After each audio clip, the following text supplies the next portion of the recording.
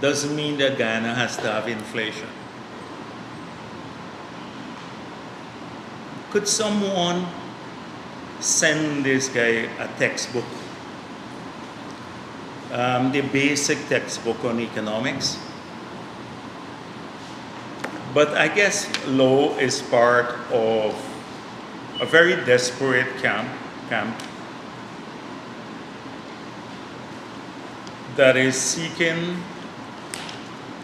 to avoid scrutiny of its record in government, and secondly, its lack of plans. And so they and their handlers, this is low, they and their handlers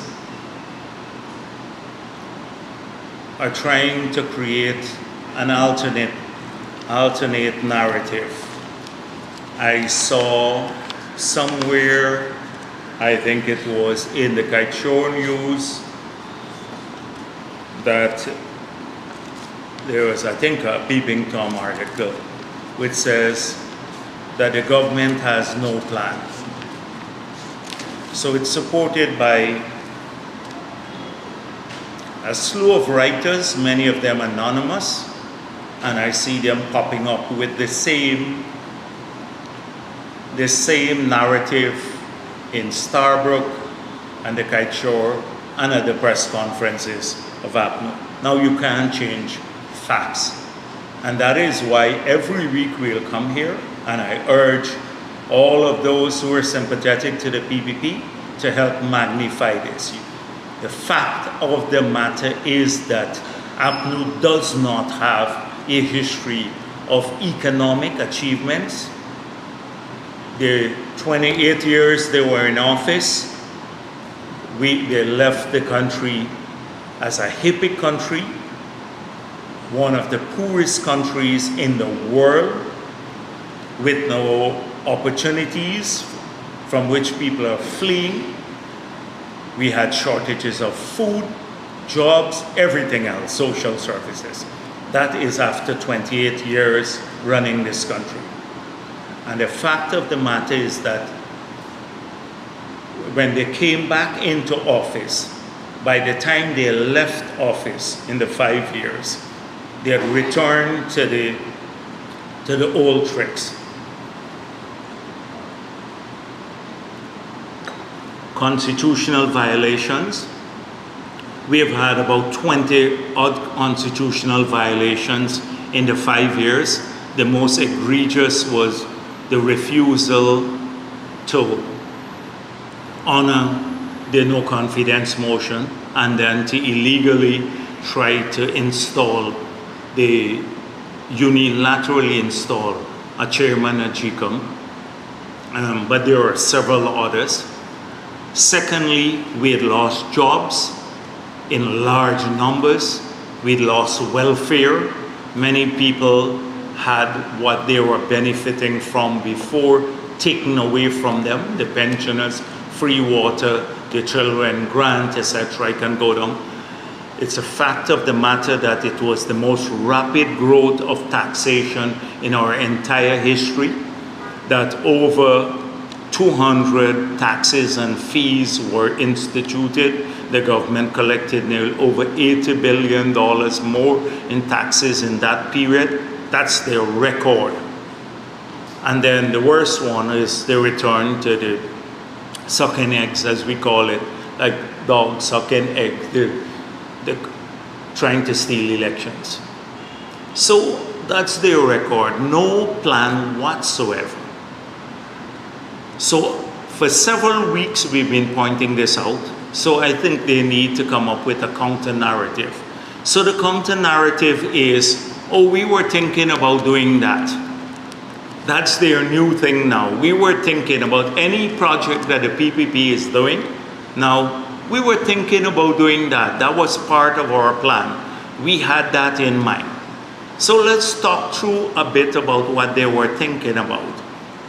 So the president went to Linden and spoke about the Berbice River Bridge and the crossing I will come to Berbice in a minute, but the Linden Bridge across the Demerara River in Linden.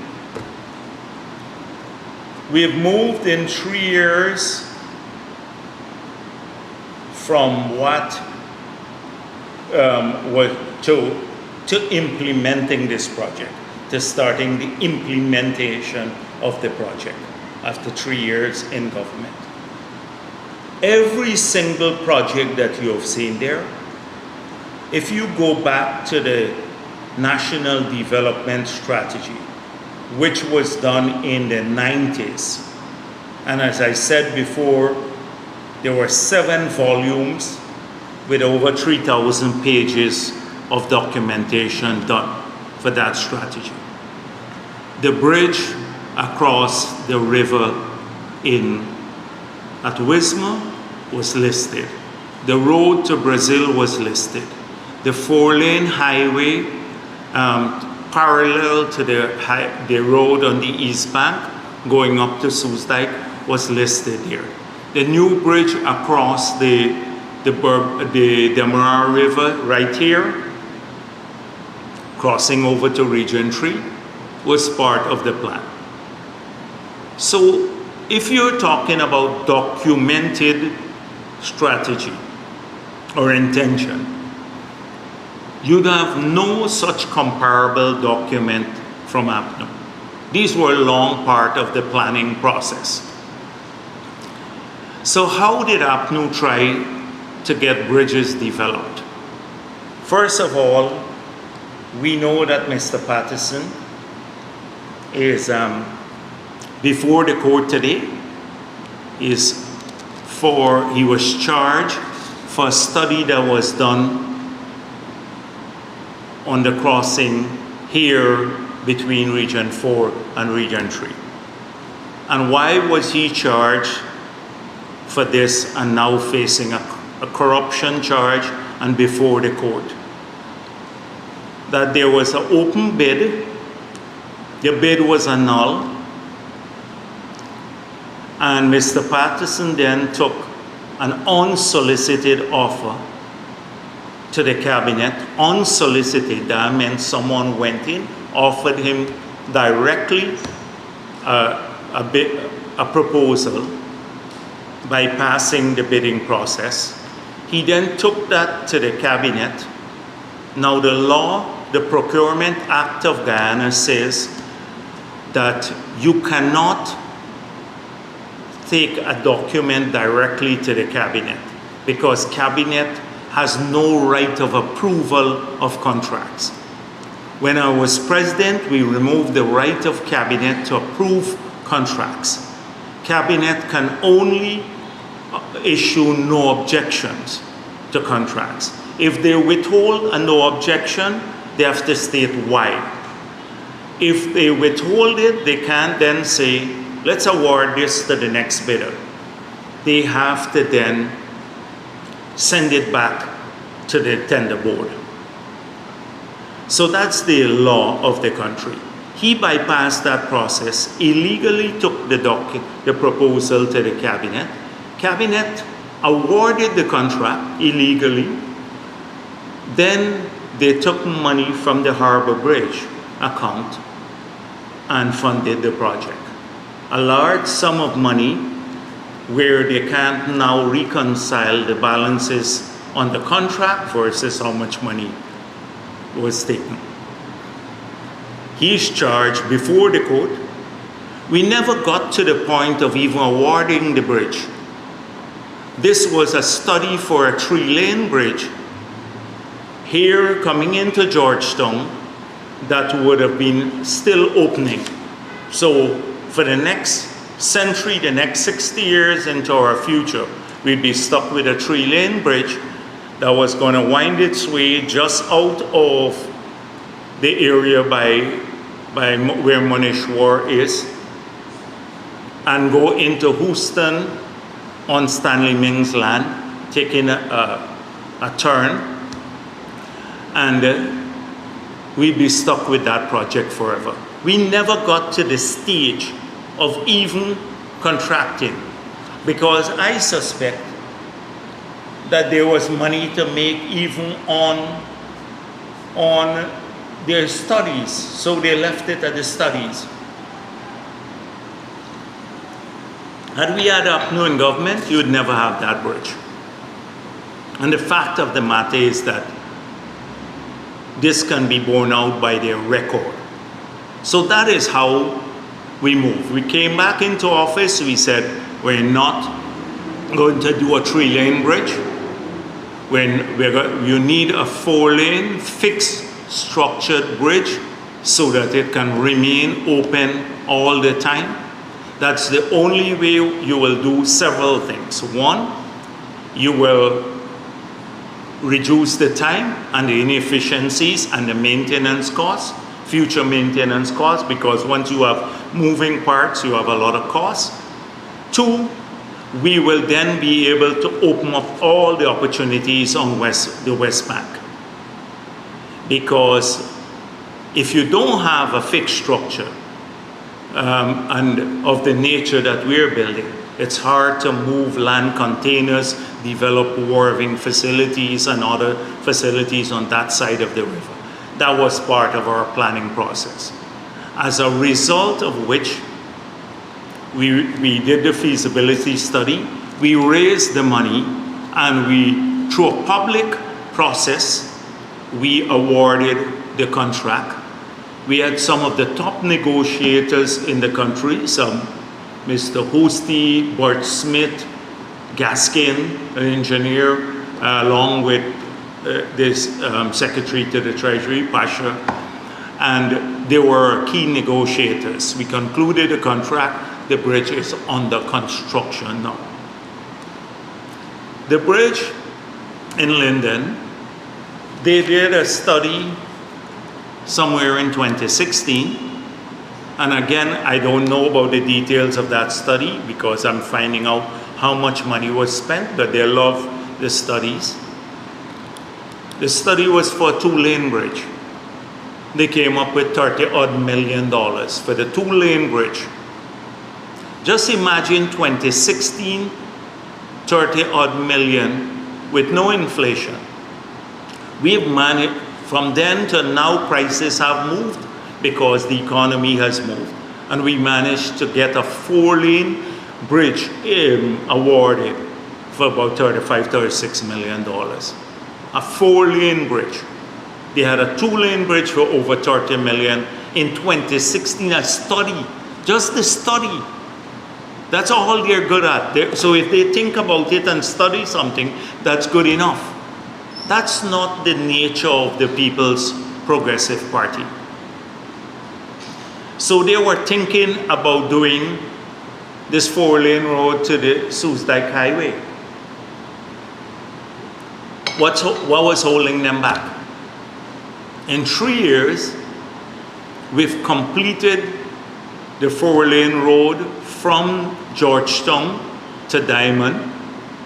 That has brought ease to traffic, large numbers of people. An award has already been made to Busby Dam, and this year we're going to award the remaining part to Soesdijk. So this is crucial for us. So what is a little irksome though is that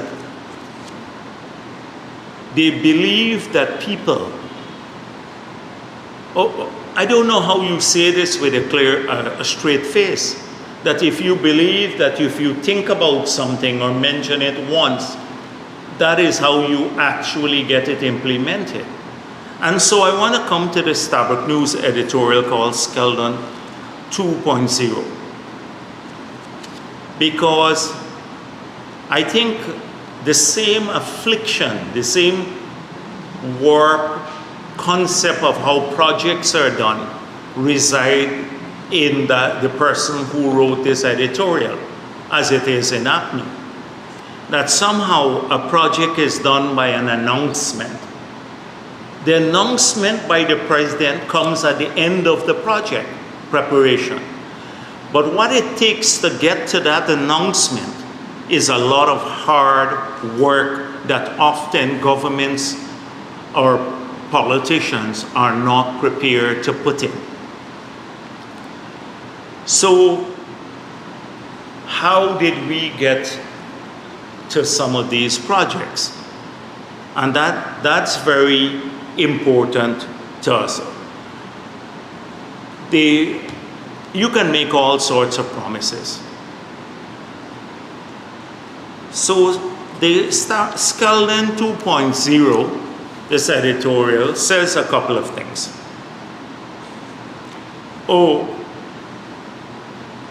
The government is doing projects, a few of these projects,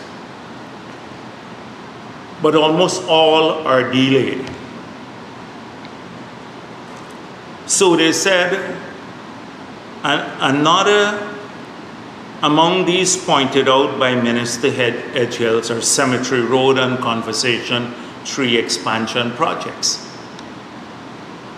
So it's true, these projects are delayed.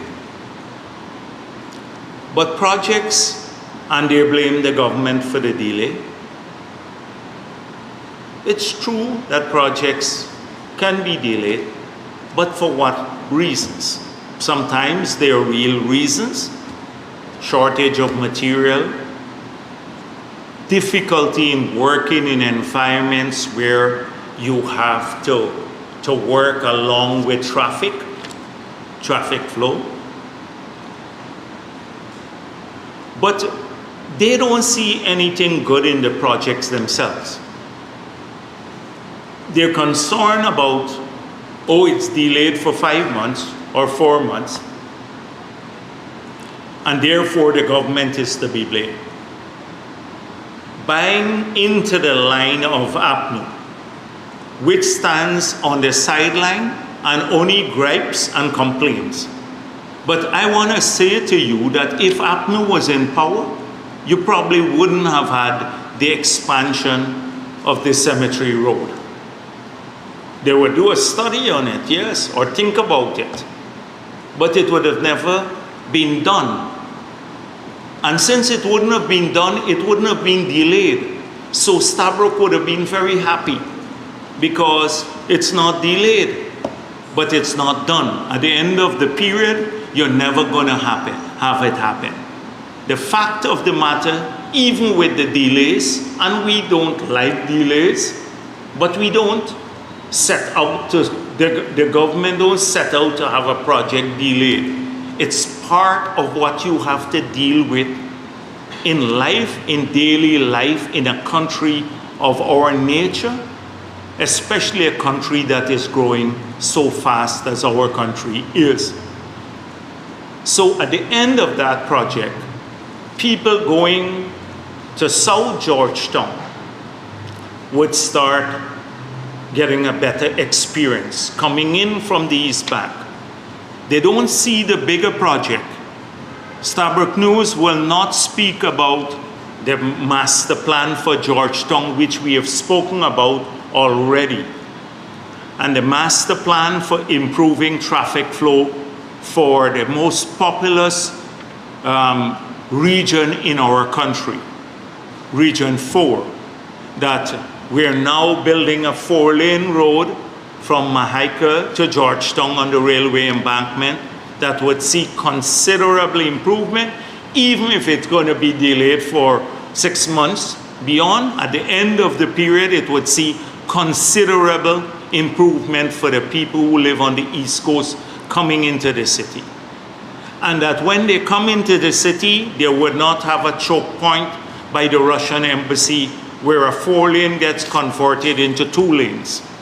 That traffic could be diffused along the East Coast at Ogle, where we will have a 4-lane road at Ogle, bypassing the city, going straight to the East Bank, but connecting back with Aubrey Barker Road, so the entire South Georgetown now would have access onto Ogle. So they don't have to come through the city anymore. You can come from the East Coast, drive into the city, come to Conversation Tree, then go to a 4-lane road that runs between Camberville and Prashad Nagar, 4 lanes there, or you can come down to the Russian embassy, or you can at Ogle take a bypass and come into the city through Arby Barker Road. Not a word about that. Oh, they're concerned about the few months delayed in the Cemetery Road bypass and the one for Conversation Tree, without talking about the master plan. And we have a master plan. So not like APNU. You wouldn't hear Patterson. And I know, anyhow, I'll talk about that a little bit later, but you wouldn't hear them talk about this plan. I can go on to talk about the traffic flow from the East Bank. And when the other 4-lane road from Crane gets connected through the bridge and then through the connector road coming all the way to Ogle, you would have 12 lanes coming in from the East Bank into the city. This is the plan for the people who use these roads, the people of this country. Under APNU, there would have been no delay because none of this would have been done, as we've seen. So, another example they mentioned, so after Cemetery Road and Conversation Tree, they said another example is the Schooner to Crane bypass on the West Demerara, a road of a mere 4.1 kilometers. So it's a mere 4.1 kilometers for Starboard News. But we had to find the resources, which we did from the Treasury. We didn't take a loan. 2, we had to design the road. We had to acquire land for the road to come past there.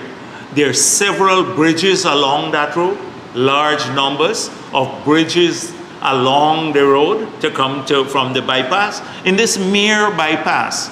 But this mere bypass will improve the traffic time for people coming from the West Bank. It will cut out probably half an hour in the morning. Half an hour, this mere bypass. And yes, it might be delayed a few months, but it is happening.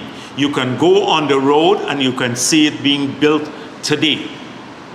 And they should be proud that it's being built by local contractors too. They should be proud of that. But that, again, the president made a high-profile visit in July. They're complaining about, oh, the president is going to visit these things, but they're delayed. As though they have a big problem with him visiting things in this country. That triggers them. The Linden-Mabura Highway contract, again, Edgehill said, oh, only about 16 kilometers have been completed, and this is a major road. And the new Demerara Harbor Bridge, again, is delayed. Now, clearly, they don't, and the reasons they're saying, all of these projects suffered from the same maladies. A government with its pocket full trying to do too much too quickly, using contractors who are often inexperienced and under-equipped both in machinery and labor. So that's what they're saying. Now, I already told you how we went out to tender for the bridge. And the bridge is going to be completed. They don't see this as a massive achievement that will transform the lives of people there. But the contractors are inexperienced. So this is one of the best companies building bridges in the world. When we went to tender for the contract for the Linden-Mabura Highway, this was done through a grant that we had from the British government and a significant loan from the CDB. And we had to go through an international tender. We had to have a no objection for the contractor from the CDB. This is not an inexperienced contractor. The contractor is one of the major contractors building roads in Brazil. So again, they have it wrong. They have it wrong there. But at the end of the day, this project will be completed. All of these projects. So then they reserve the best for last, the gas to energy project. So first of all, so again, this project may be delayed, but Jagdeo said sometime in May of last year that the timeline had not been affected. Now the timeline has been affected, but it's not because of anything except the handing over of the site was later than anticipated. And they know that. They already know that. But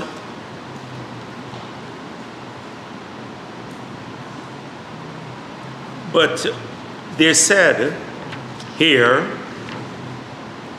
that as for now, as for how much we'll pay for electricity in 2021, when Mr. Jagdeo was selling the project, he had claimed the price per kilowatt per hour of electricity could be reduced by about 80% when the project comes on stream. His tariff promise has since been quietly revised to 50% of the current level. So again, a falsehood. I said that the price per generation, that's what could support even if a 80% reduction in tariffs, because we were at that time generating power maybe at 22 cents per kilowatt hour, and we were going to generate power here at maximum between 4 to 6 cents per kilowatt hour. At that time, we were still working on the project. We have now recognized we'll generate power at 4 cents per kilowatt hour. But their transmission cost to GPL. So we said we will sell power at 11 cents per kilowatt hour. GPL will make a significant profit from selling this power. The consumers in Guyana will see their bill being cut by 50%, and they will save over 100 million US per annum, or $20 billion. There's been no changing of the numbers. The 80% that I'm talking about is because we will reduce generation costs by more than 80%. It doesn't mean we're going to lower the tariff by 80%. We are lowering the tariff by 50% because GPL has additional costs outside of the generation costs, which is transmission costs. There are two things, but again, a total, making it seem as though we are lying on the project, total falsehood, and saying that the delay could come about because we can't raise the money. It's rather hard to see how the project could be completed on time when the $660 million from the US Exim Bank has not been approved. Well, it hasn't been approved, but we are paying from the Treasury. We're meeting all of our commitments to the contractor. We haven't stalled the project or say hold on the project until the loan is approved. I've explained here that the loan will be approved. It will be retroactive financing. And secondly, we have alternatives should this not be approved. But right now we had a good engagement with Exim Bank and we expect it will be approved. So to say because they don't see how this would happen, the timeline for the project, it being completed, because the loan has been approved, is new thinking, not Starbuck News typical thinking. So but this is in an editorial in Starbuck. Again, it's necessary to point this out because so many lies in a single editorial. Then they dealt with, so Jagdeo, two projects that Jagdeo had left, the Skelland project, which was a brainchild of Jagdeo, and two, that was a failure. And secondly, another failed project was because Jagdeo took a loan for the expansion of the Chedijagan International Airport, which took 11 years to complete. So I got the loan, the project was conceptualized, then I left office, and a number of things happened after that. So on those two projects, I'm going to deal with the Skelland factory at a major one press conference or in an interview directly, to point out that these are the same people who advise you to say that politicians must stay away from making technical decisions. They can do the planning, but they must avoid that. We hired Booker Tate to do the feasibility study for this project. If you go to Booker Tate's website today, you will find that that document is still up there, where they said, it's there. This was posted since the year 2000, I believe, or even just after. It says the government, the Guyana Sugar Corporation approached Booker Tate in 2000 to assist them in developing their sugar industry with the intention of increasing sugar production. It spoke about the project scope and technical. One of the Booker Tate's roles as the client's representative was to provide a comprehensive and detailed factory specification, which incorporated latest designs and technologies. That was their role. We hired the best company in the world at that time with dealing with sugar to do not only the feasibility study, but also to design their factory. Apart from their management contract, we then hired them separately for millions of US dollars as a project manager to oversee the Skelland factory, to see that the contractor built according to specification. So they had to give approval for designs, and then they had to ensure that the contractor built according to specification. They were part of the management team when we went out to public tender. They were part of the evaluation of the public tender. They were part of the selection of the Chinese contractors. The factory failed to perform because there were several things wrong with the design. That Booker Tate, the best company in the world, the politicians stayed away from it, were overseeing the project. We filed a lawsuit. We refused to pay them their management fee. They filed a lawsuit against us. We counterclaim, we filed a lawsuit counterclaiming that they were project managers and they were responsible for these failures. We outlined how the factory in many cases failed and they were give approval for the designs. So what happened? The government changed in 2015. Nigel Hughes was their lawyer, Booker Tate lawyer. They won the case where they were directed. We withheld their management fee, and the judge dismissed the counterclaim that they were project managers and they led to the failure. What did APNU do? APNU didn't appeal. We had strong grounds to prove that. All the documents, we would have won that case. To prove that they were, as project managers, they failed, and they had financial liabilities there too. APNU never pursued it. Never pursued it. So we will come back to this, but if anyone has any doubt about this,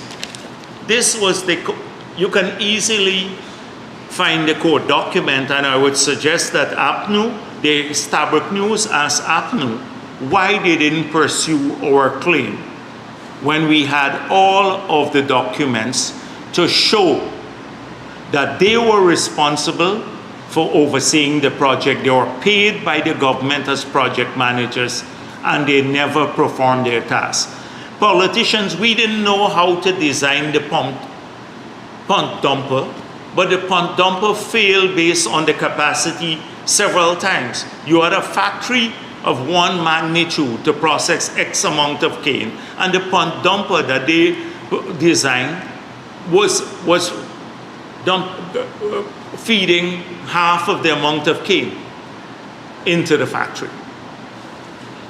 You could easily Stabroek News, if it was interested in the truth, and it lies about 200 million. There was never 200 million spent on the project. It's 130 million, and that included the 25 million, the over 25 million there for the 25 megawatts of Wärtsilä power that we still use up to today in the plant. A bunch of lies have been told so often about this project, but Stabroek News could easily go to the court document. I want them to ask APNU, since they mentioned this, why didn't they pursue this? Or was it because Stabroek had a benign view of Booker Tate? I remember how they thought they were the saviors of the industry. This benign group that we brought in from abroad. That's one. They asked why 11 years later, after Jagdeo signed the loan, the airport has not been completed. But they forgot that APNU was there for 5 years. But this was the project, and I can say the whole contract, and I'm sharing this with you. This was how the airport was supposed to look when the contract was signed. You see a new terminal. You wouldn't have seen what you're seeing now, the rehab project that they did. This is what the project would have looked like. And this is how you would have had 8 air bridges like this. This is what we paid for as part of the contract when I left, that was negotiated and signed. You ask Patterson how we ended up from this to a rehabilitation project.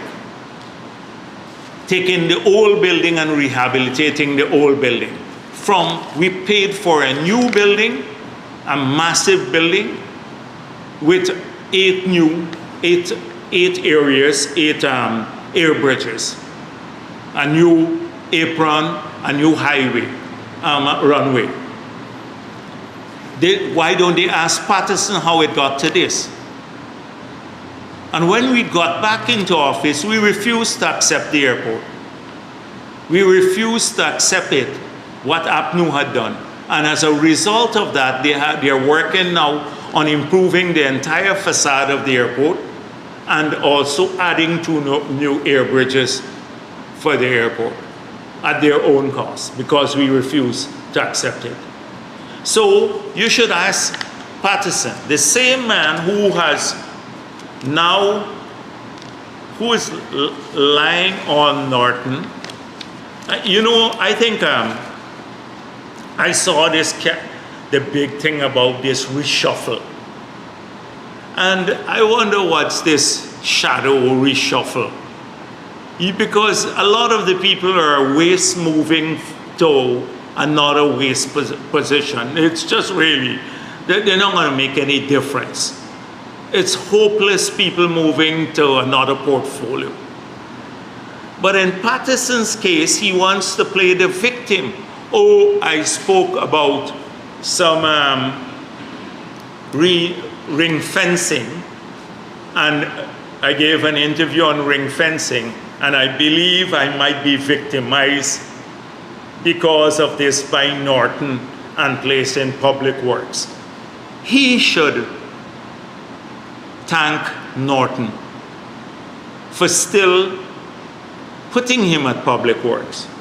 Actually, I'm just thinking, if I place myself in Norton's position, this is a hard thing to do, and I just cringed when I said it. But like,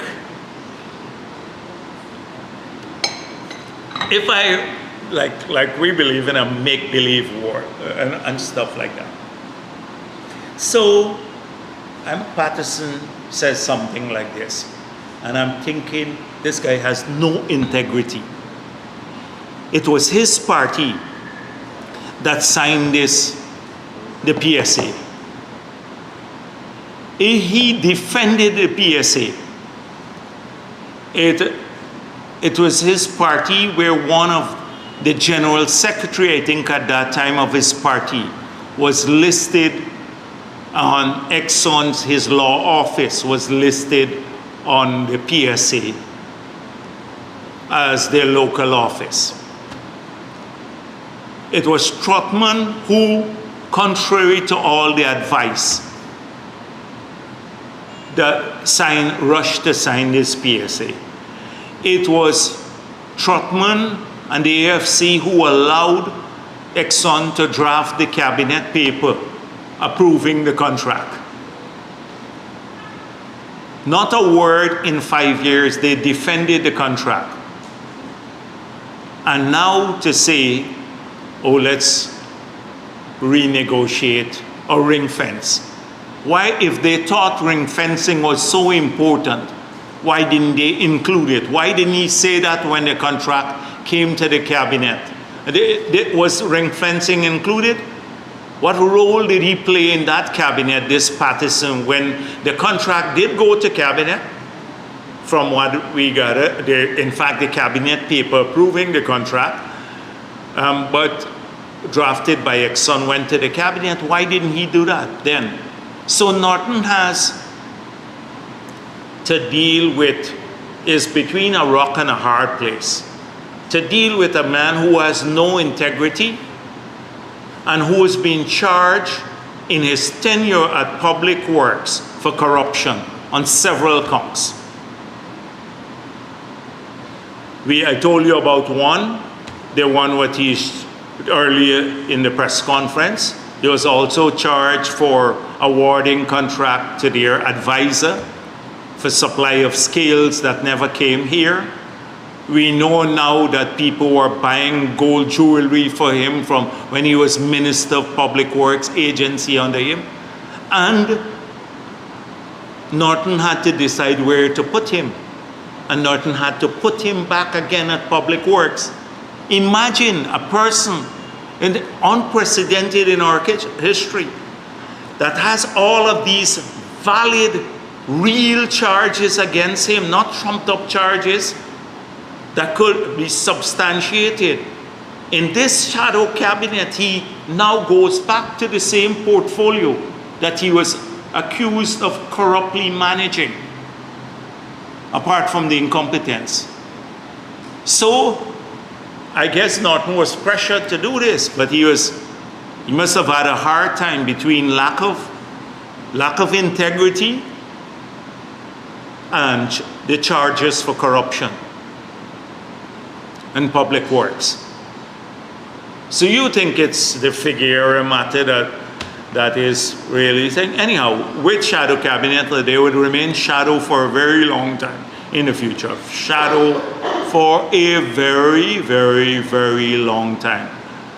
And so this is an important issue. But I want to come so this editorial here, I hope that Stabrook would do the due diligence and ask how a project that was signed for this building ended up with us receiving that one. Because this is what, when I was president and when I left, and that we were supposed to get. And then APNU took it over, and it remained so until APNU 2050. The changes were made in that period. But they would avoid accountability. They don't have to answer for anything.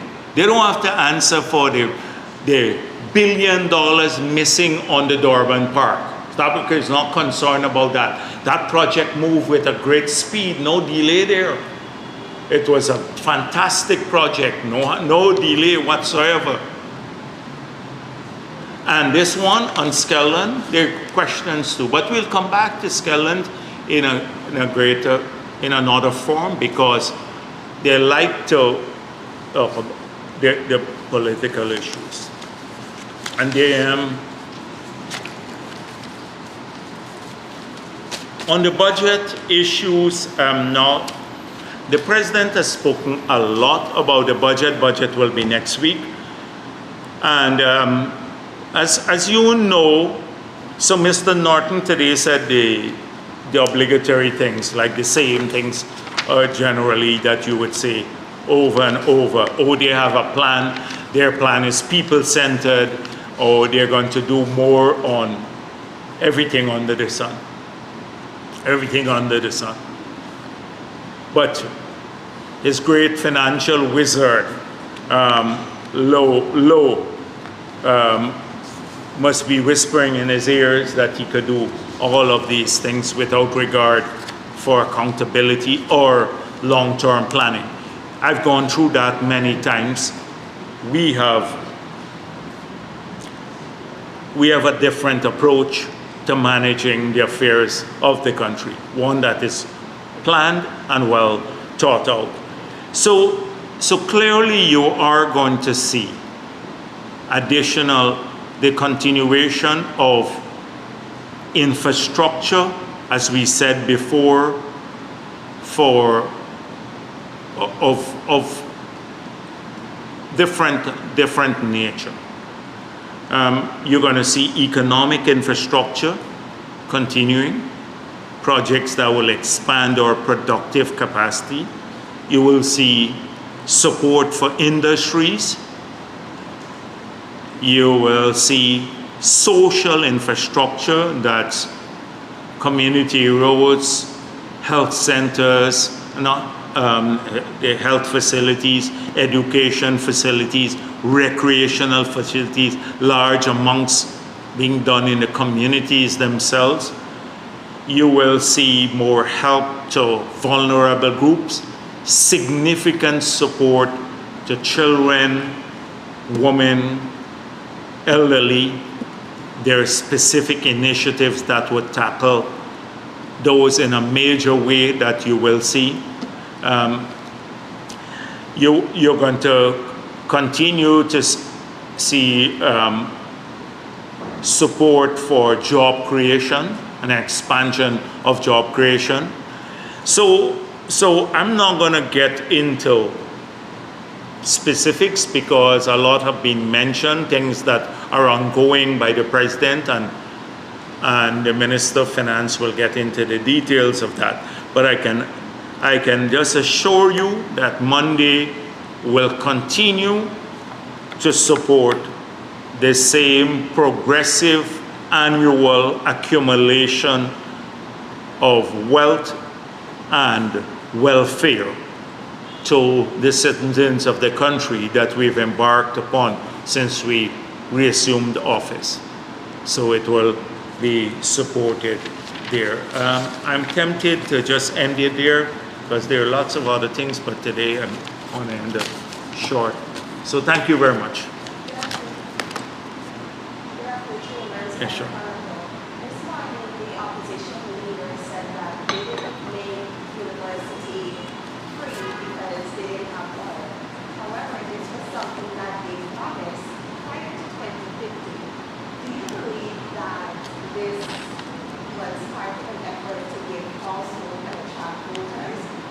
not responded means that there was never any intention to make universities. So again, this is the same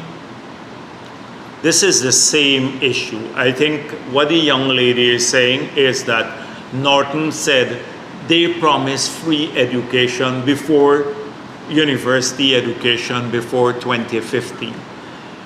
Now, if you look at the promises, that's why I wanted to go through today some of the promises that they made again, but I think people are gonna stone me to say, oh, you've spoken about this so many times. But if you go through the promises, you would see that most of the promises they made in 2015, they didn't keep. That's why we campaign on the local government elections on promises that they're untrustworthy. That's the word you associate with APNI, untrustworthy. You can never believe anything they say. They will say things that sound good to people, conveniently. Patterson now talking about ring fencing. Trotman now talking about renegotiating contract. Now talking about helping children. Now concerned about pensioners. Now concerned about water, health care. When they had the opportunity to do it, nothing. They didn't do it. That was not their priority. Talking about giving land to house lots to people. Now they're concerned about it. They're concerned about everything under the sun now. So in the similar vein that I've dealt with, the Linden Road, they were thinking about doing the Linden Road, paving the Linden Road. Well, they were thinking about doing it, but it's in 2023 that we got a loan to do it. And we have already pre-qualified the contractors, and we're waiting to open now the final bids. The bids would come in from the pre-qualified contractors, so we will actually pave the road this year. They were thinking about doing it. This was their stronghold going up to Linden. They thought about it, but that's the end of the matter. They couldn't even say, in fact, they said they left a loan with us. I don't know where they left this loan. Maybe it's in Patterson's pocket. So the loan there, but only in 2023, we got this loan from the Islamic Development Bank for $200 million to pave that road from the Susdai Junction into Linden. It's a massive investment. And that came in 2023. So the same thing with education, free university education. We now have to work out the details of how we ensure that people who have taken loans, that we ensure or they also have relief, so they don't have to repay the loan. So effectively, if they don't have to repay the loans, what does this mean? It means from the very first year that we got into office, we've actually implemented a free education. Now, there are some people who've been paying who may be disadvantaged because they have paid. But for those who have not paid, you have effectively or given them the free education because they're not going to pay their loans. So it has a retroactive application. And we had to do that because we knew that we were progressing. So by the outer years in the 5-year term, that's why we promised within 5 years, we'd be able to make the cash injection into the university, having dealt with people who had acquired loans and are required to repay it, getting them relief before. So it is a studied policy. We don't do things because of just off the top of our head. And so effectively, the policy has been in place because the moment we decided that we're going to make this retroactive by not or giving a waiver for those who have not paid and who have served our country, then you've effectively implemented the policy of free education. And that apart, so he talks a lot about that, but apart from doing that, we have 20-something thousand people who have a scholarship from the government too. I don't hear him talking much about that. Did he promise that too? If they promise free scholarships to everyone, how come only the ministers and their families got scholarship in the 5 years period? And you don't want me to list the ministers again and their families. Large sums of money. One minister's children got $30 million. Just imagine 30 million for a single and the minister, two kids, and they were not Guyana scholars. They were not Guyana scholars. So Guyana scholars, that's a different thing. The achievement, when people do well, should pay whatever. But how many students could have gone to UG? What's the annual fee like? Well, APNU raised it. APNU actually raised the fees in the 5 years. So APNU raised university fees in the 5 years. That's an inconvenient truth to Norton too. But you could have probably had maybe times 300 people go, maybe 250 persons go to the University of Guyana on an annual basis, get a scholarship for the same price that 2 kids from one minister got, who are now Guyana scholars. That was APNU's record. So it's pure nonsense, but they're worried about the impact of it on people. They're worried that people may somehow have a better view of the PPP, that people who they've been lying to all their lives might have a better view of the PPP. They have no genuine concern. If APNU were to win in the future, none of these promises would be fulfilled. I'm telling you, none of them. They just do that conveniently to use people.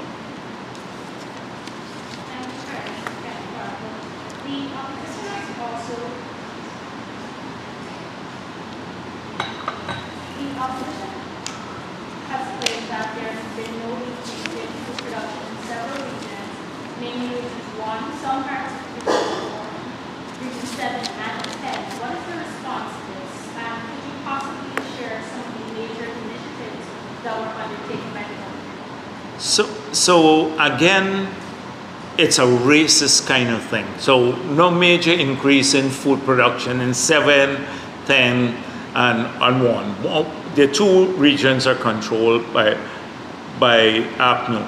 The thing is that we've supported more agricultural initiatives in 10, in 7, and 1 that APNU ever supported anywhere in the country. That's a fact, the first fact, that we've supported more agricultural initiatives. You talk to people in the Berbice River, in the Demerara River, or Linden itself properly, the support on D&I and agriculture. They've had more support on agriculture. That was the government that increased land fees at MMA, talking about agriculture today, by moving from $3,500 per acre for land and water charges to $15,000 per acre per annum. Now, that's the same government that removed taxes or added taxes to machinery and equipment for agriculture, pesticides, fertilizers, etc. Granger said to the rice farmers, you can't expect any support from the government. This is a private industry. The sugar, 7,000 agricultural workers, sugar workers were sent off. So credibility on agriculture is a poor thing again. It's a zero credibility on agriculture. Last week or the week before, I was telling you about the need for greater extension services to a lot of these regions. When we're in Region 1, for example, we're looking at the possibility of upgrading now the terminals in Region 1, the wharves, so we can ship directly into the Caribbean. We're sending better breeding stocks into the region. In the last 2 years, it's over 7,000 swines that we've done, breeding animals that we've done distributed alone. That's only pigs. But I can go through the long list of stuff. And in Region 1, planting material was the big issue. Suckers and stuff like that when we went underground. So you have to work with the local communities. Often we've had some tough situations, like in the villages and food security. Like I met with the two Shaws. They had the drought killed off a lot of their crops. One time in Apateri and Rio and all these places in 9, the floods damaged all their planting material and crops. We had to import planting material from Brazil. So it's a tough situation in these areas too. A lot of them don't have, and they don't export their agricultural products. They utilize it mainly for subsistence purposes in these regions. But our work has been to bolster production in all of these areas. So what Norton is saying is nonsense again. Yes. Yes, Kaichurnu? Okay, I see you're the gentleman.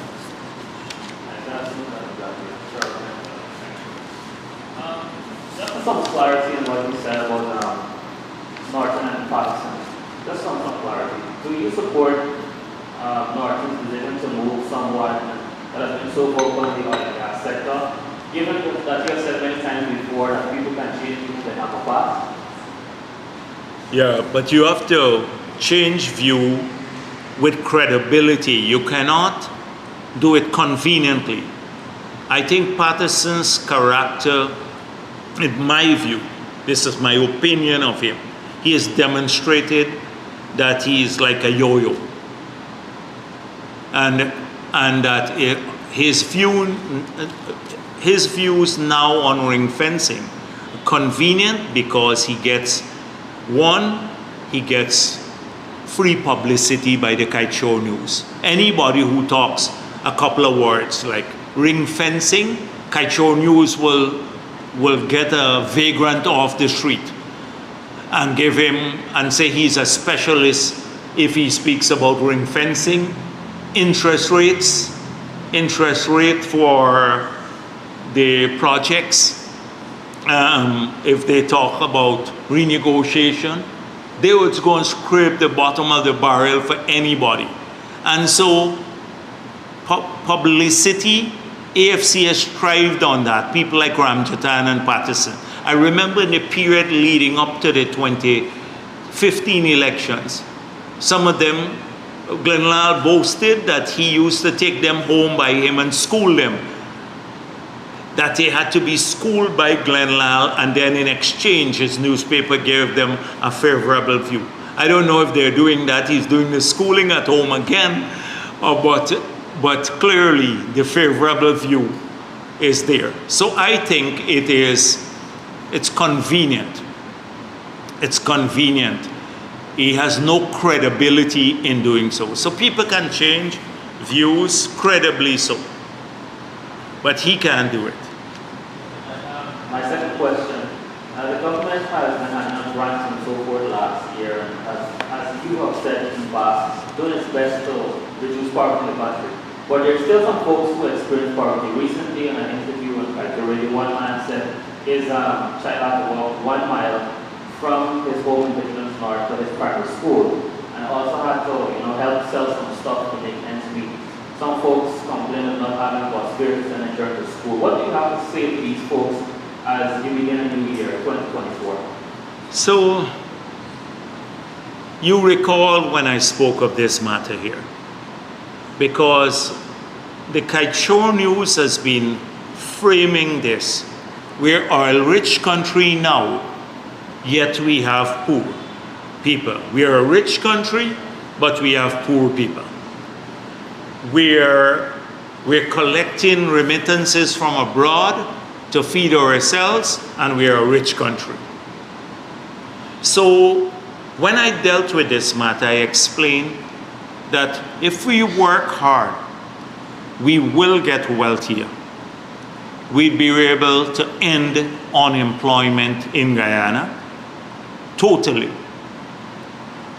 We have managed to get 50,000, 60,000 people working back again since we got into office. But we still have pockets of unemployment in a country that has started producing oil, just started now, in infancy stage of production. So that's the goal, to get everyone employed. And this is why I explained to you further that we haven't had the mass immigration before, because people will say, how come you're allowing like mass immigration of workers here and we still have people who are unemployed? So we have to have a nuanced policy on immigration to allow some of the workers for big projects so they don't compete with the labor, like in Region 4, where we already have scarce labor. So I explained that. I explained that we still have pockets of poverty in the country. We never claim we've eliminated that totally. We never claimed that. But where have we come from over the years? The Ramprakash study said in the 80s, 87% of our people was living below the poverty line. Today that figure has come down significantly. And because of our work. So we continue to work towards this as a goal. And that is why we believe that we must do a number of things. That poor people need good quality education. They need access to education to get out of poverty. Free education at the university, the online program, the oil and gas training college that we're building. We're saying now, if you want a job in healthcare or to go for training, anybody, we will take you in and train you. So training opportunities so people can get a skill, and that's the first way of getting out of poverty. 2, getting a job so they can get more. So we are working at creating more jobs. Where we haven't succeeded immediately in getting full-time jobs, we're putting part-time jobs, but it's making a big difference to the lives of those people if you talk to them who are getting their part-time jobs. Single mothers, etc. We have 85% of the 15,000 people on the part-time jobs are women. So it's making a difference to them at that level. 3rd, healthcare. We're expanding healthcare so people don't have to pay, or it's getting cheaper, better quality care. So our aim now to do a CT scan in a public hospital, in all the hospitals that we're building, the 12 hospitals, would obviate the need for someone to come from, say, Essecubo to do a CT scan in Georgetown, and they wouldn't have to pay for it. Now, most likely, they would have to pay for it. That's why investment in that area too. So it's not just about one thing. And low-income housing, when people have access to a plot of land, it costs us now maybe 4 times more than we're selling the plot of land for to develop it. But it's a transfer of wealth from the treasury to these individuals, Guyanese individuals, and a lot of them poor. So we are tackling this comprehensively. When we decided to increase, and you're going to see some of the initiatives in the budget this year too, supporting that view. That's why the children grant. Now we know that when this issue of buses came about, Granger, and he had 12 buses or whatever, 30 buses, and put his name. It was only for a few areas. They discontinue the grant, the $10,000 grant. We pointed out that in the 5 years, at 1.6 billion, if they kept it at 10,000, that's $8 billion that would have been transferred to the pockets of the children to help people with things like transportation, etc. So now it's 8.6 billion per year. It will go to about over 10 billion maybe this year. So imagine 10 billion per year going to the parents, every school child, to assist with things like transport. It's not to cover it totally, but to assist. That is how we are tackling this, by giving back to the children of our country. They had zero under APNU for all the 5 years. They're going to get about 10 billion per year now. Well, every year. So that helps them back. So that's what I say. But if they're 1 mile is tough to walk for a child, depending on the age. But I've seen going into the hinterland. I'm just driving from, I think we're campaigning, or no, it might be more recently, going into Matthews Ridge. So I came at the airport and I'm driving into Matthews Ridge, and I see these kids walking along this long, hot, dusty road. They walk for miles and miles to get to school, because in the indigenous communities, you know, they live very far. And it's the commitment of these children that matters. And we have to do everything we can to alleviate it. We had kids who would paddle 4 miles to school because of where they live in the hinterland. Sometimes on the coast, we take things for granted too. We're close to educational institution and we complain. It's the commitment of the parents to send their kids because they want a better life. So it's not just government's responsibility, it's your responsibility. I know how poor families work. They sacrifice to get their kids good education and stuff like that.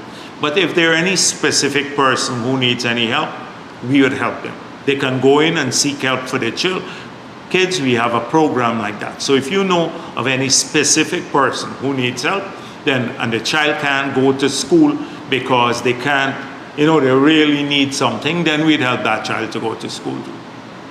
But the overall policy is to tackle poverty. And it is not, we never claim that we've ended poverty. And we are not a rich country as yet. If you look at our financial program, only England lands it. Yes. Question. President Ali had recently said in an interview he had described the ongoing actions in Gaza as televised genocide. But given the conviction that he gave, should Guyana still continue diplomatic relations with Israel? So there are lots of countries around the world who have described the situation as genocide or nearing genocide, who have not withdrawn diplomatic ties with Israel. South Africa has filed a case before the ICJ claiming that they want provisional measures against Israel to prevent a genocide. South Africa only withdrew its diplomats from Israel. It's not had them for a while, but it withdrew its diplomat. We don't have diplomats accredited to Israel. So most countries they've not taken this step of broken off diplomatic ties formally, but, well, not most, but some countries, but they have withdrawn diplomatic representation to that country. We don't have anyone. I confirmed again before today and with Todd, and we don't have any ties with anyone accredited to Israel. I suspect a number of countries may still be preserving diplomatic relations too with Israel, because Israel, I believe, needs to understand that the only way that they would have long-term security, which they should have too, within their own borders, if there is a two-state solution. And almost the entire world supports that, and I think that they have to continue through diplomatic as well as other channels impress upon Israel that it should be open to the immediate discussion on this issue of a two-state solution. The Palestinian people have to have an independent state so they can live in dignity, peace, and to be able to grow their children in a condition of freedom and without fear that they would suffer the atrocities that are currently being committed on them. Yes, please. Samuel Dr. Jagdeo, based on Mr. Morgan's press conference, he said they expect the 2024 budget to be more on infrastructure. How do you respond? Well, if more of the same means we're going to continue to support our children that they treated so despicably, then yes. And if it means that we're going to continue to fulfill our promises to the pensioners to double their pension by 2025, and the answer is yes, it's more of the same. And if it will continue to support the expansion of healthcare, then the answer is yes. Or more scholarships to people, yes. And if it will continue to build recreational facilities for people in their communities, sporting facilities, community roads, yes, the answer is yes. So it's more of the same. If your path is a progressive one, more of the same is good. It's when you have a destructive path like they did and no plan, more of the same is bad. And so that is more of the same here is a compliment from Norton, because we've been doing the things that people want, the things we promise them first of all, and the things that when we go out, they say, these are our priorities. So that's a compliment from Norton. I wish to thank him for it. I think you said previously that more than 80% of the manifesto promises. 90-something% now of the manifesto promises. But like some are ongoing, so we will get to the doubling of old age pension by 2025, so complete it then, and then all of the other things. So we are, when we're campaigning, you're gonna see this. I'm telling you now, we're gonna campaign on what we did, what we promised, and what we did. So even the cheaper electricity and the gas to energy project, Marcel, we'll campaign on that too. The Star Broker is not too happy about that. So, yes, okay. Here and then Dennis. Okay. So I would like to ask about insurance. Insurance? I'm kidding. Which insurance? Okay. Okay. Oh. Continue with the budget. Okay. Now I get you. The last few budgets were funded without any new taxes. Can you confirm that you continuing along this line? And as General Secretary, is there any major things your party wanted that could not have been funded in this government, in this budget? And Yeah. my second question is related to this things that was about shortage of equipment amongst contractors. This is something that Dan Snyder has heard about as well. Has government been able to confirm this, and if this is accurate? Is any measure in the pipeline to address this so that local contractors can remain in the game, where we don't have to suffer the backlog of these projects? So I can confirm, because I wouldn't have done it because I let the minister say it, but it has been a trend of the PPP governments, and we also, this is something we promise in our local government campaign, no new taxes, but I can say that even at the national level, that there will be no new taxes.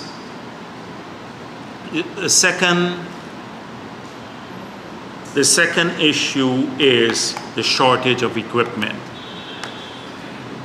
Now, I've spoken to people who have come here, large numbers of people, to say they bought a lot of equipment, they're tendering, they're not getting work.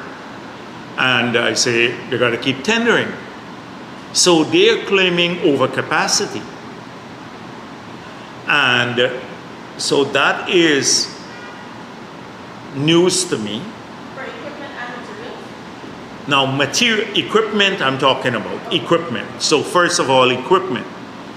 We have had, if you talk to Macor or anybody who's been importing heavy duty equipment or trucks or cranes, there was a time we didn't have a crane. Maybe now in 2020 we probably have one. Now we have about 14 cranes in the country that can put up high-rise buildings.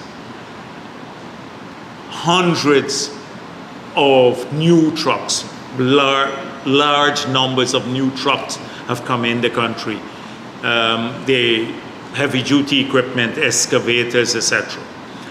So I don't think, I saw the Stabrook thing about a shortage of equipment, but they were relating it to some of these projects, like the Harbor Bridge.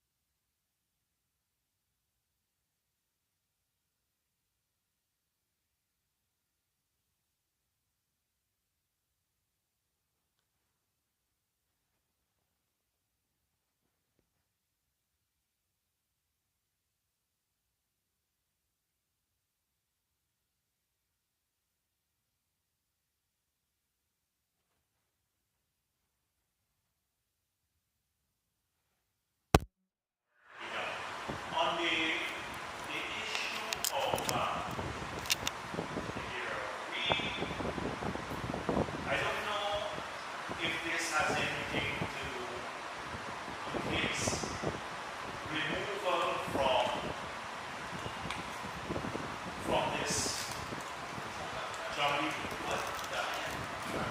Yeah, it's the Ghost Cabinet, college Ghost Cabinet. So the Ghost Cabinet is like, it could be rumors. As General Secretary of the party, we've never had any such engagement with the bureau about joining with you. And I don't want, APCO has a way, I think Mr. Figueroa has been critical of this decision, saying it's undemocratic. I don't want it to be used that somehow, because APCO has this quick way of using the PPP as the bogeyman. You know, we knew he was discussing something with the PPP, therefore that this was punishment for that kind of engagement. Let me say categorically that that was not happening. No. So the answer is no. He is not informally when he requested to be part of the people's request.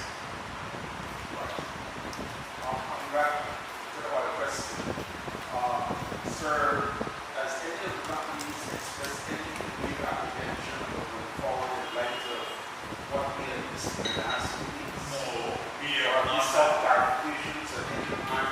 No, not that I'm aware of. You could verify for the company, but no such mention was brought to mind. Not a single one. You can certainly use them. Oh, you want it?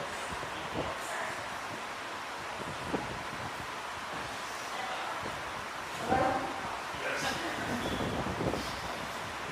Given your work, this is following my first question. Given your work, you plan to continue as General Secretary of the party on the Congress. We have a democratic process to elect a general secretary. So it would be presumptuous of me to say I will continue as general secretary. It's like I'm not already determined. I'll decide whether I contest. I will contest at that time. I will decide as contest. But right now I'm general secretary until those elections are done. But it would be presumptuous to say I continue like, I own this party. You're contesting. No, that's what I said at that point in time. At that point in time, you can still do it. But I'm general secretary until that point in time. Yeah, go ahead.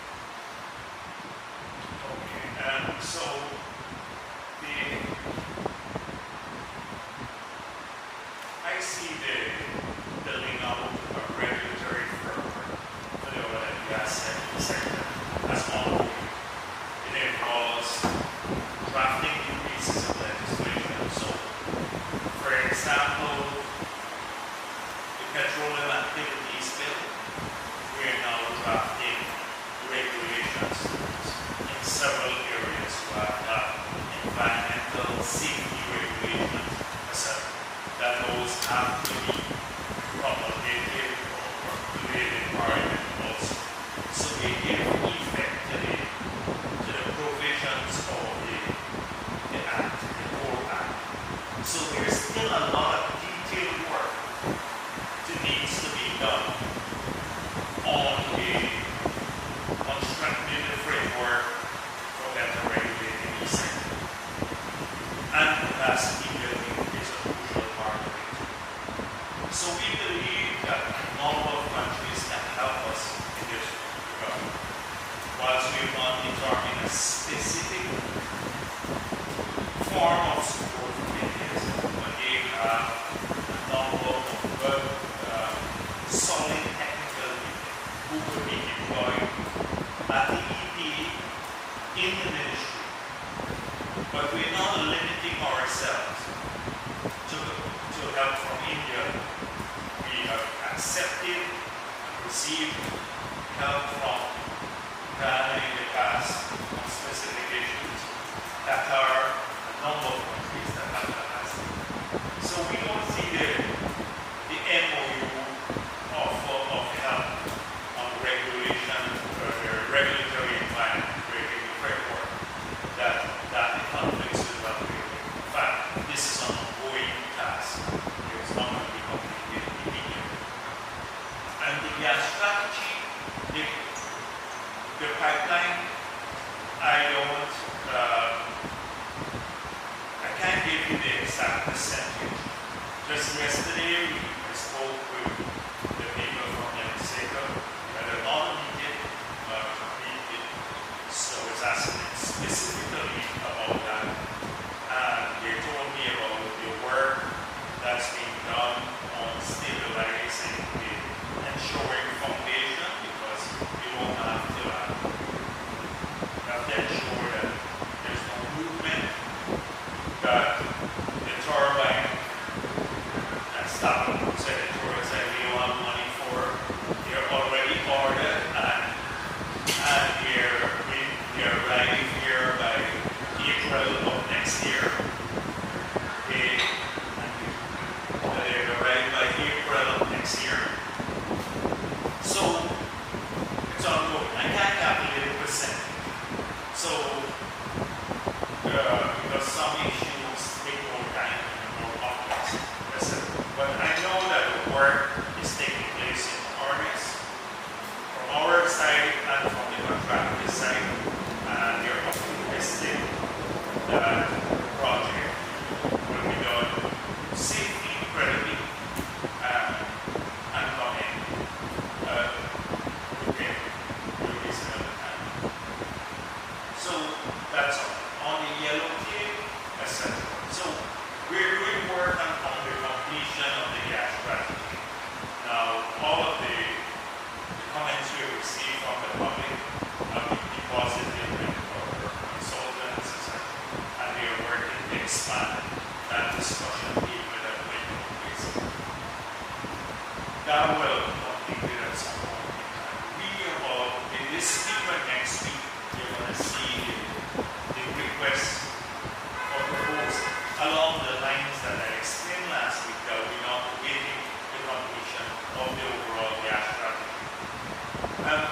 We believe that a lot of these, the excess gas, not just the allocated, but other places, that we right now we need to bring in, we have demand for the full capacity of the pipeline, which is, depending on who assesses it, but between 120 to 130 million cubic per day. But so we're only bringing in 50. So Exxon has to be able to come in to find another 80 million cubic per day to put in that pipeline to bring it, which we can also monetize. So if we monetize that, the 80 million additional cubic, the project economics that I mentioned to you, where we could probably for the liquids repay almost the entire cost of the project, it would even be shift even more dramatic in our favor, in a favorable fashion, if we could utilize all the gas. So definitely we're looking at this and the discussions would have to entail how we utilize this gas. We would want, no doubt, to do inject. Yes.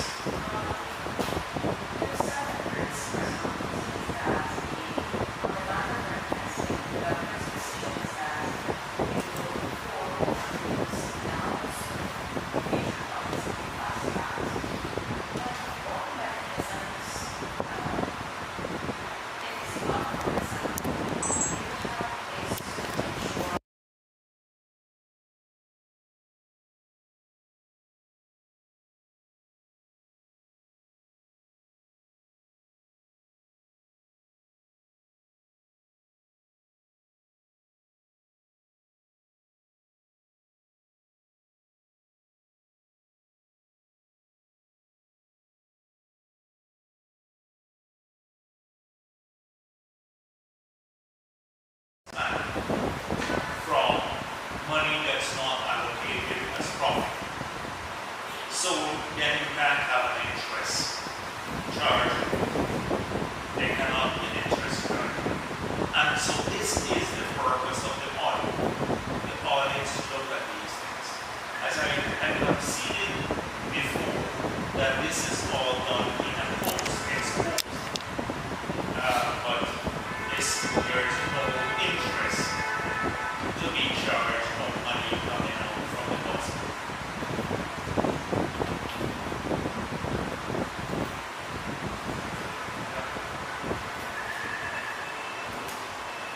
Good afternoon, Vice President Timothy from BHARRAT.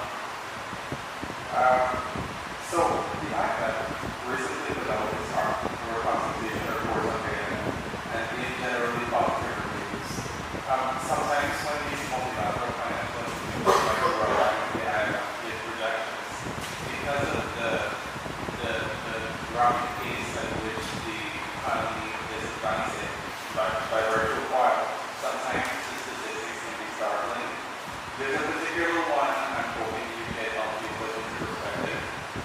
The IMF, which did that report, has made projections for 2028.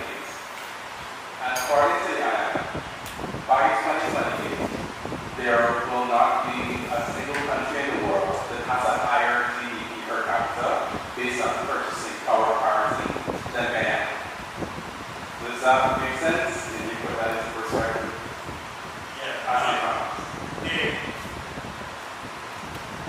Our per capita GDP will get up of $30,000, which in nominal terms is not the highest per capita GDP in the world. There are several countries, developed countries, that will still have higher nominal per capita GDP.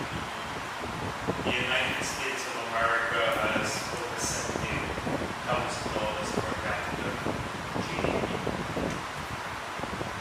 We will definitely be the highest in a nominal sense in the Caribbean, one of the highest in the region or among developing countries. But what happens is that the purchasing power parity has been a concept developed by the international community and has been used widely now by the multilaterals to assess goods and services that you can purchase from one nominal dollar. So if you can buy this basket of goods of $1 in, or this number, this number, this big one here, for $1 in the US. But you can buy two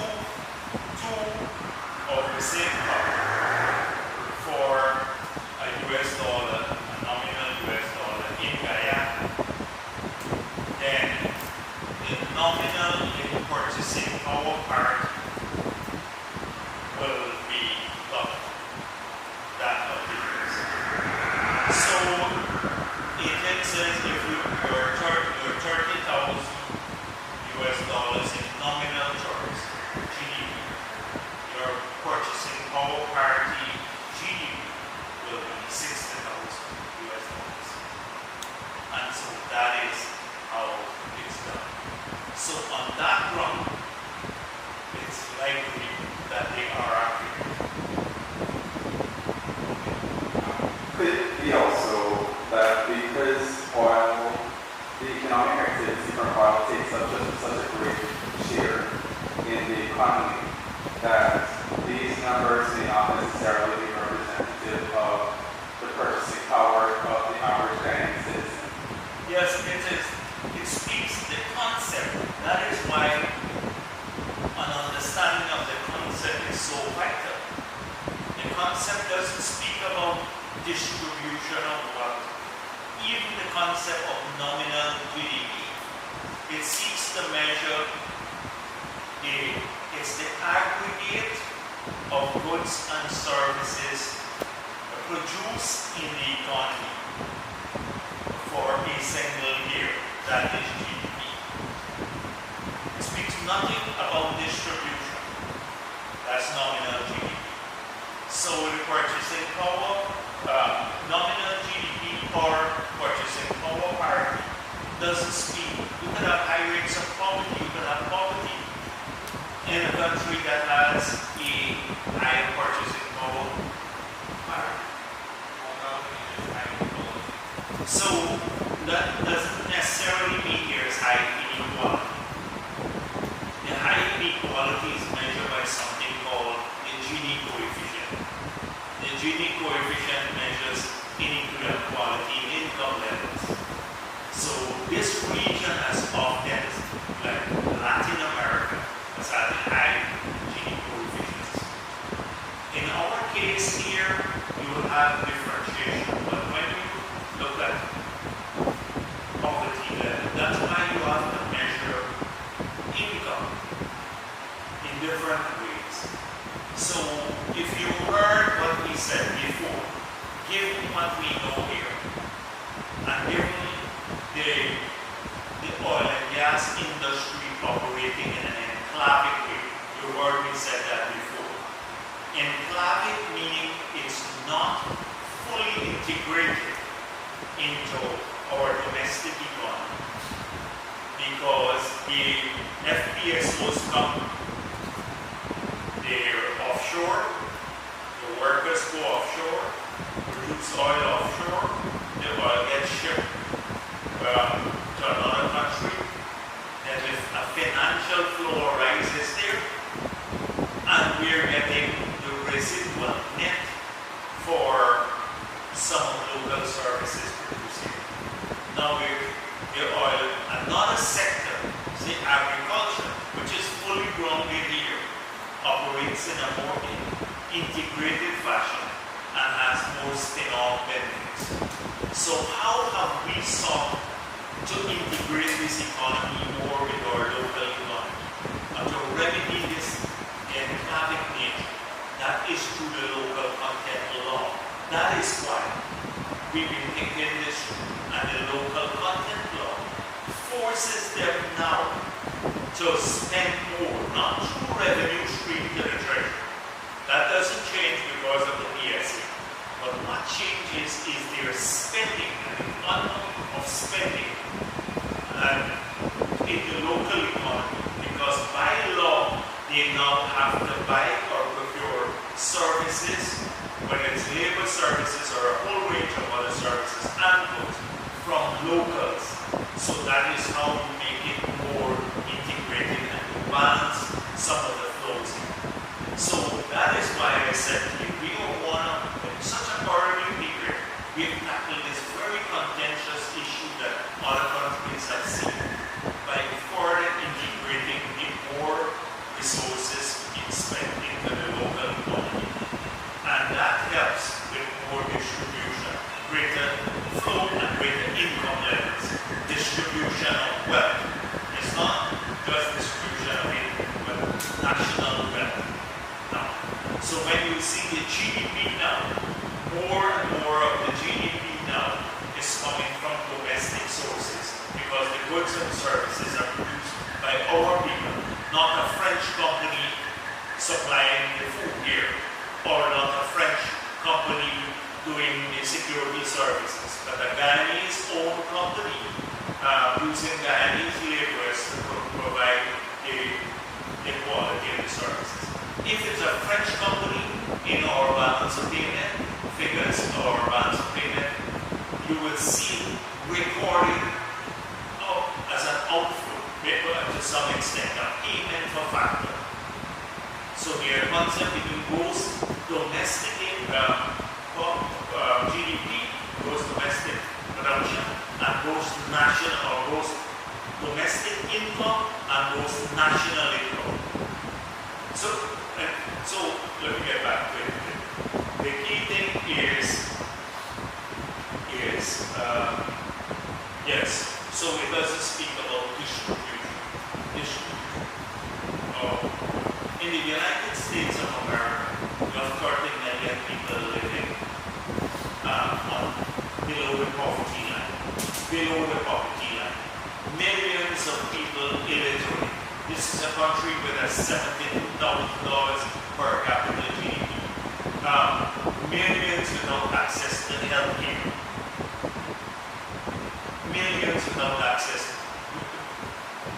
Tens of thousands, hundreds of thousands homeless.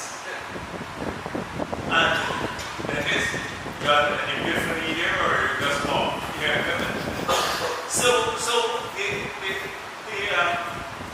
And that's a country with a $72,000 per capita GDP.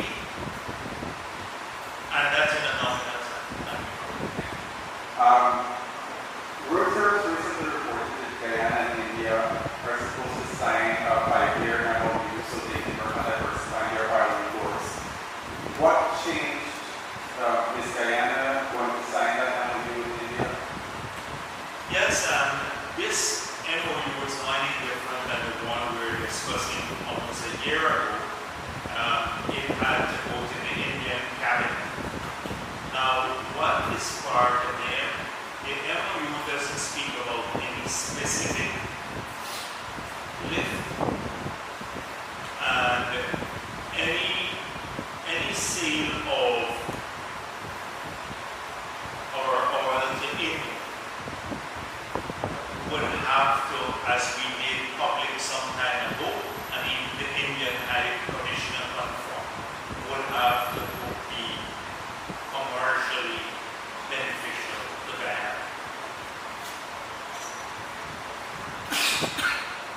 So it is not, it's an MOU to cooperate in this area to explore the possibility of sale.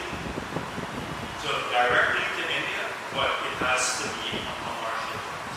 But there is no specific volume or timeline for any such agreement in there.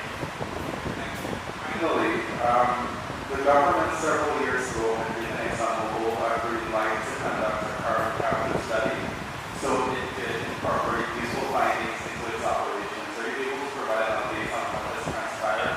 I don't think several years ago. I think last year we did, right? But time is moving so fast, so it could be right. I've not seen the findings of the study as yet, but definitely in the future. Both the technology and will be vital. The technology for the FPSOs will have to ensure that we reduce our carbon footprint. And global, if you saw the head of Exxon speaking global, just recently he was saying that climate change is real, that the world suffers from this overhang. At one time, Exxon tried to deny that climate change was real. He also confirmed that climate change is caused by anthropogenic action or worsened by an anthropogenic action. Those are two key positions for the head of Exxon globally to conform. He said that the oil and gas companies have to address emissions, and he spoke about their successes and their investment in carbon capture and storage. So I suspect that that's part of their global strategy to in the future, particularly when there is a price for carbon to deal with carbon capture and storage. Something that we support. We support the use of technology to also do that.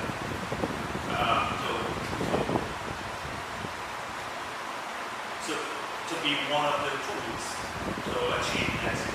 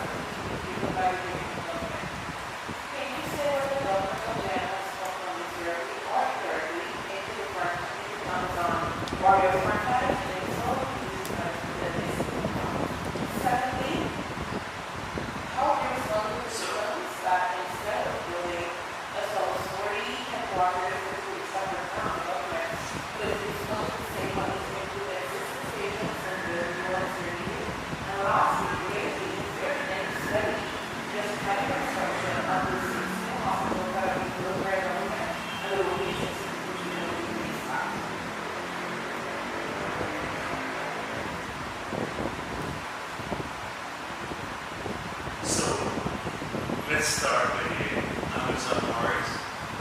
There's no financial transfer from the Treasury to the Amazon Mars. That I know of, we don't have a budgetary provision for it. There's no financial transfer to the Amazon Mars from the budget. Whether we had a study to do the 6 hospitals before we started building them to see if they are needed. So I saw the staff news questioning and editorial hospitals questioning about all these hospitals and so on. So it's the same thing that we do. Now clearly, if you look at it, it's not 6 hospitals. It's actually 12 hospitals to be built, new hospitals, and possibly another 6 hospitals with substantial rehabilitation. So it's not 6. So what motivated the government to pursue this investment plan? First of all, if you look at our manifesto, we said that oil and gas resources will be spent in a number of ways, and we remain consistent with that. For infrastructure, we said that in 2020 actually, not now.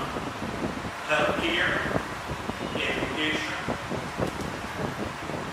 vulnerable groups, and to support other industries and save for the future. We did not wait until we got back into government. We outlined where we will be spending the resources. Because we believe that if you have healthy people, if you have educated people, if you have a diversified economy that advanced era, our country will continue doing extremely well. And to have a diversified economy, you have to have supporting infrastructure of an economic nature, etc. And we believe that vulnerable groups needed that. So we outlined that. That's the master plan. But we've also decided that we want to redefine primary health care. We wanted to ensure that it's easier for people across this country to have access to better quality health care. So if you look at the hospitals that we are building, the hospital in Scotland is replaced by a hospital in Vietnam, 35 or something here, just in the Scotland area. It's a replacement hospital. The Scotland hospital now it can't suit the needs of the people here in that area. Can't provide the services. These 6 hospitals, $30 million US each. One there, one at Bad Settlement in Region 5, Fort Wellington, upgrade. One at Enmore, so just to replace the Enmore Polyclinic. One at Diamond to replace the existing facility at Diamond. Then one at Decatur, because Region 3 now is the second most populous region in the country, after 4. And then one in the Lima area and the Regina area, because Sully can handle those people. Each of these hospitals have several operating theaters and a whole range of services that the current hospitals cannot provide in a modern environment. In a modern environment, CT scans and all of those things. So it is, you don't need a study to improve health quality of health care. We know what the level of services we want to offer. These are basically replacement hospitals. Those are the 6. Then there are 4 other hospitals that we're going in the hinterland. These hospitals will be athletic.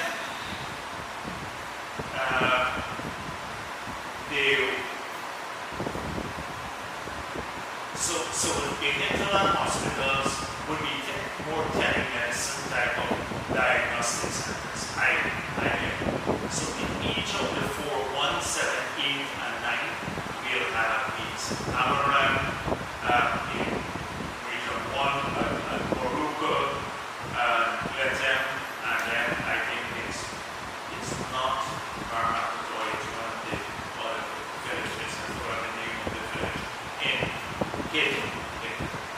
So these are the 4 hospitals that will bring great diagnostic or telemedicine capability to the people of those regions. So they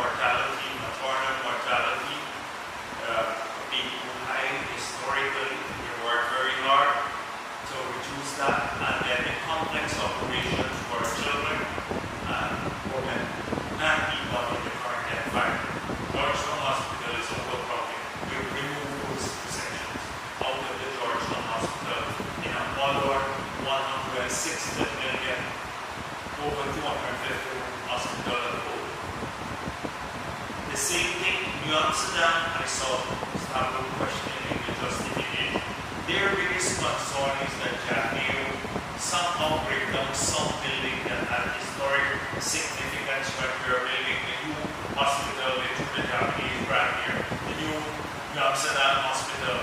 I wrote down some building here. I don't know, that was the start of biggest right now. And saying, I really need a hospital like that in Amsterdam, a 160 million and 5 operating acres a second. They don't understand that's a large company. That with a new bridge, and we are going to build a 4-lane bridge across the Berbice River. We already have that in the works. We're planning it, which will start to replace the floating bridge too. It would cater with some of the most sophisticated surgeries for people from region 5 and 6. The people in those areas deserve also modern facilities, or only Georgetown. But here we should build the people in those regions too. So this is an investment. We must build back an old building here for them in Amsterdam. Something. And we intend to use the existing hospital to refashion it into the premier rehabilitated, into a premier mental health facility for the country, because the other facility was run. We're spending $40 million on upgrading Linden. So the money we spend on upgrading Linden alone would be equivalent to like one of the hospitals we're building in Zanesville. We're upgrading Linden, we're upgrading Best, we're upgrading Particular, we're upgrading Sunny. All of that is part of a plan for better health care to the people of this country. So everything is thought out, and in fact, we should be lauded. So if the hospital is delayed by 3 months, everyone helps us with the staff work. We're going to be delayed by 3 months. Not that at the end of this, you will have a modern network of hospitals with the facilities now. That doesn't mean better health care, but it just gives you the facilities to deliver better health care. Parallel, we're working on personnel. We're working on management through an arrangement with a US-based institution. We're working on the private sector, incentivizing them for better health care by removing the corporate tax. This is a sector plan that we have. So every time they see the president opens the New Amsterdam Hospital, they call it a loop. Loop say, oh, we were thinking about something, I'm sure. Stop and say, don't build it, etc. This represents implementation of a master plan. It took a lot of work to get here. The location, the design, the studies, all of these things to get to the point of signing. They should laud us for this. They should say, oh, in such a short period of time, the government has done all of this, instead of saying, oh, another one of these promises, and we don't know if it will happen. It's happening before your eyes. It's happening before your eyes. So that's a second thing. And then, what's the police station? Similarly, we have a master plan for improving security in the country. Security. So we need to do that. We need better trained police, which we're working on separately. But we also need a whole range of facilities and technology and upgrade of the environment. You need that building, and you need, which would be a central police station that can do a large number of things, not just policing. But have you gone to like Scotland Yard? I've gone there and seen how operations are done. The central police station might be 12 stories high, but it would be the nerve center for crime fighting across the country. We have to support, the technology will support it. It has to be bolstered by good quality forensic labs. We're already putting in security cameras with facial recognition software. We're working on a biometric project that would allow us to know everywhere, every person in Guyana, every criminal in Guyana who has a record. We can pinpoint where they are at any moment in time. Through facial recognition software, we'll be able to track every person who comes into our country, who overstays their visa or anything else. All of that being worked in at different pieces. So it is not just a building we're putting out there. It is a plan we're rolling out. So that has to be done, as well as upgrading all of our police stations across the country, as well as better equipping them and ensuring that we use technology for better security in our country. It's part of the security plan. Expansion of the hospitals and so on. Do you think that the government will be able to reverse the tide with respect to the bleeding of nurses that we've been seeing in the years? It hopefully over the long run. We have to keep training people all the time. We have to bring in people. We have some people now from other parts, the same way our nurses are being stolen. I think we may have to do some of this policy ourselves. You have some registered nurses around the world that who we may be able to recruit at pretty competitive rates, nearly competitive with what we pay a nurse now here. And we have to explore all sorts of things to keep our hospitals going. So we should, in the outer years when our income levels go up significantly, that's when we start seeing the outer years, but you can sustain it from predictable high income levels. We should be able to do that. We're designing in the hospitals and our system. We're designing it in a fashion, although we want to modernize, we don't want to overload ourselves with future recurring costs. So that is an essential part of the design strategy. So I can tell you, that is why I said no plan. I can tell you what our security plan is. I can tell you what our health sector plans are. I didn't even go into half of it about how we are rolling this out and better services almost every year. And even the infrastructure master plan that you see being rolled out across the country. We can go into it.